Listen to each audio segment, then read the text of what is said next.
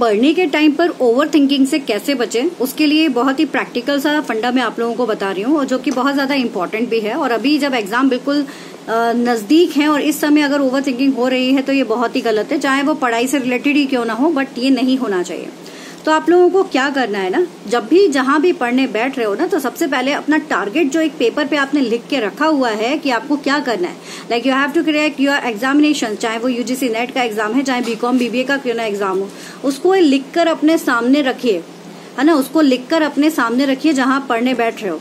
ध्यान बार बार भटकता है, 3-4 जगह रख लो, ठीक है ना। उसके बाद आपको क्या करना है कि जैसे कि जब भी आप ओवर थिंकिंग कर रहे हो या फिर जब आप पढ़ रहे हो, पढ़ते पढ़ते कहीं खो जा रहे हो, तो जैसे ही आपकी नजर उस पर पड़ेगी आप बैक आ जाओगे तुरंत, है ना। इसके लिए प्रैक्टिस करनी पड़ेगी, अपने माइंड को आपको ना कहना पड़ेगा कि नहीं, मुझे रुकना नहीं है, मुझे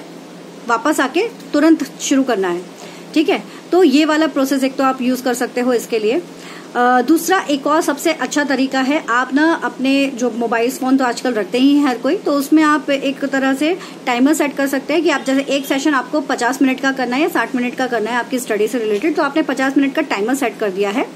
ठीक है। तो जब आप पढ़ रहे हो तो उस दौरान आप चाहें तो 15 से 20 मिनट का टाइमर भी सेट कर सकते हैं अगर आपकी ओवर थिंकिंग ज्यादा हो रही है तो उससे क्या होगा कि आप जब पढ़ रहे हो ना और अगर आपका ध्यान भटक रहा है तो वो टाइमर आपको याद दिला देगा कि यार समय पढ़ने का है और मैं भटक रहा हूँ,